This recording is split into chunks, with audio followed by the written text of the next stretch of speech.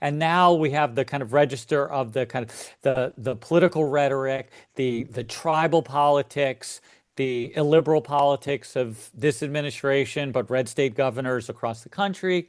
And we have a kind of a heady brew of danger and violence and fear that is manifesting in ways that chill all sorts of normal rights, like voting, speaking in public, marching, engagement of that sort, all of which has been chilled dramatically over the last 5 or 6 years. Let's talk about what the definition is of the book Vigilante Nation. Vigilante, you call it vigilante democracy. What's happening now? I think we all have an idea of what a vigilante is. Maybe a Bernie Getz type of character, someone who takes the law into their own hands for their idea of justice or retribution. But what you're arguing is something different. It's state-sponsored vigilantism, and so describe what that means. What's the definition of this? Yeah, so we emphasize terms like vigilante democracy and even terms like legal vigilantism to be a little bit provocative, because I think most people in our understandings of the world and our familiarity is it retreats to ideas of what lawyers would call ultra vires, acting outside of the scope of the law, and that categorizes someone like Bernard Getz to a T.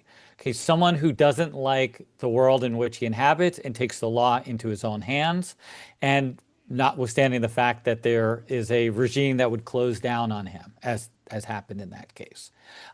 What we want to kind of talk about is American history's dalliance with vigilantes and more formal types of partnerships between governments and actors who are ostensibly acting on their own, but in coordination or a wink and a nod with state authorities to extend the reach of the government and carry out its policies in a more comprehensive, a more invasive way than we otherwise could. So the way we define legal vigilantism is operating with the tacit understanding that the state is either going to provide what we call ex ante, ahead of the fact, legal authority to engage in a certain type of behavior, or pretty sure that prosecutors won't prosecute for instances in which private actors exceed the legal bounds. And that could be, and if it's not the prosecutors, maybe the governor, like in the state of Texas,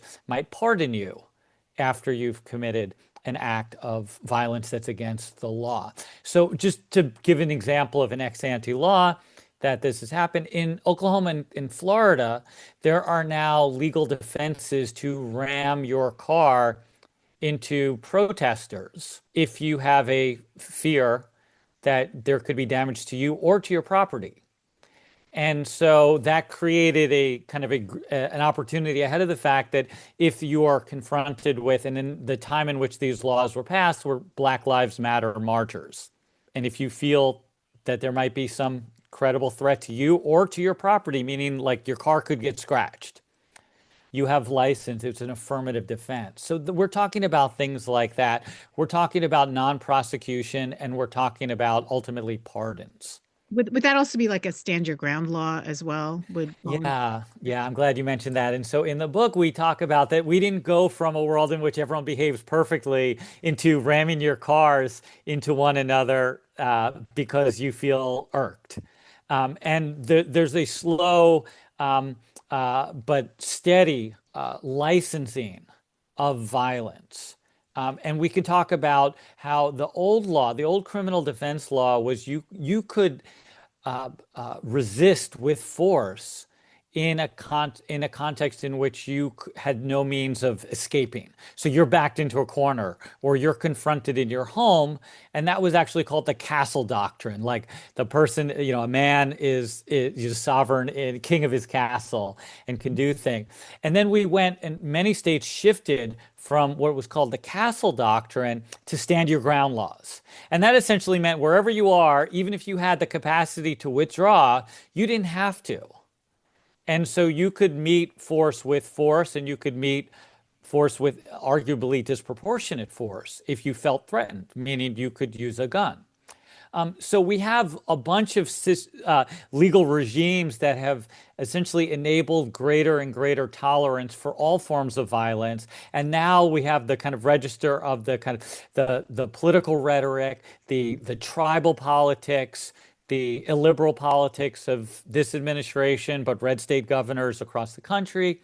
And we have a kind of a heady brew of danger and violence and fear that is manifesting in ways that chill all sorts of normal rights, like voting, speaking in public, marching, engagement of that sort, all of which has been chilled dramatically over the last 5 or 6 years.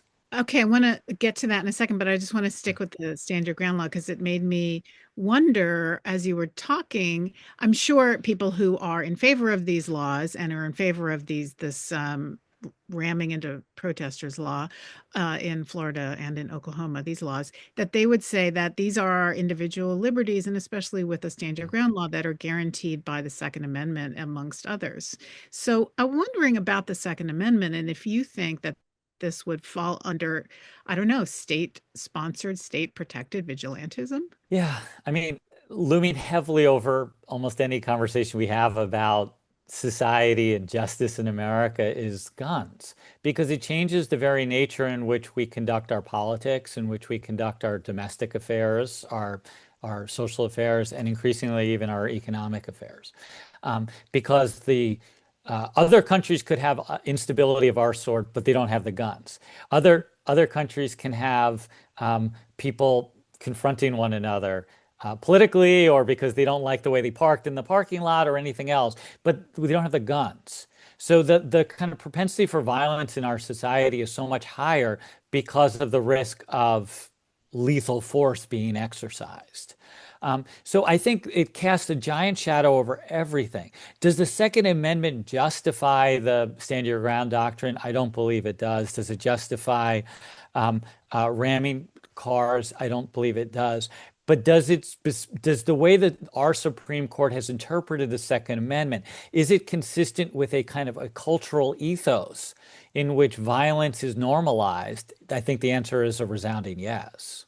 Join us next week when Stanford's Larry Diamond joins the former ambassador, Michael McFaul, in conversation Trump's foreign policy, the impact on global democracy and U.S. national security. So, great foreign policy discussion. Be well, be good, be active, and I'll see you next time.